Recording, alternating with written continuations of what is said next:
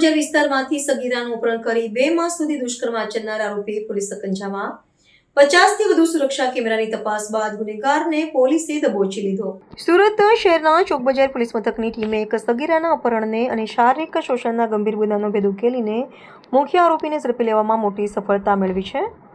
પ્રાપ્ત વિગત અનુસાર ગુડ્ડુકુમાર શાહ નામના શખ્સે સગીર વયની કિશોરીનું અપહરણ કરી છેલ્લા 2 મહિનાથી ગોંધી રાખીને તેના પર અવારનવાર દુષ્કર્મ આચર્યું હોવાની ચોંકાવનારી ઘટના પ્રકાશમાં આવી છે।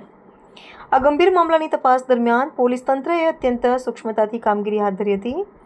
અપહરણકર્તાનું પગેરું મેળવવા માટે તપાસ કરતા ટીમે 50 કરતાં વધુ સુરક્ષા કેમેરાના દ્રશ્યોની ઝીણવટભરી ચકાસણી કરી હતી। પોલીસની સઘન તપાસમાં ખુલ્યું હતું કે આરોપીએ તેના એક મિત્ર પાસેથી આર્થિક મદદ મેળવીને મધ્યપ્રદેશ રાજ્યમાં નાસી છૂટવાની ફિરાકમાં હતો। જો કે પોલીસની સતર્કતાને કારણે તેનો આ મનસૂબો પાર પાડી ન શક્યો હતો। આરોપીને પકડવા માટે પોલીસે ચોક્કસ બાતમીના આધારે ગુપ્તજળ બિછાવી હતી, જેમાં નાસી છૂટવાના પ્રયાસમાં રહેલા આરોપી ગુડ્ડુકુમારને ઝડપી લેવામાં આવ્યો હતો અને ભોગ બનનાર સગીરાને હેમખેમ મુક્ત કરવામાં આવી છે। હાલમાં પોલીસે આરોપી વિરુદ્ધ કાયદેસરની કડક કાર્યવાહી શરૂ કરી છે અને કિશોરીને તબીબી પરીક્ષણ તેમજ યોગ્ય પરામર્શ માટે મોકલી આપી છે। આ સત્વરે થયેલી કામગીરીને પગલે સ્થાનિક નાગરિકોમાં કાયદા પ્રત્યેનો વિશ્વાસ વધુ દ્રઢ બન્યો છે।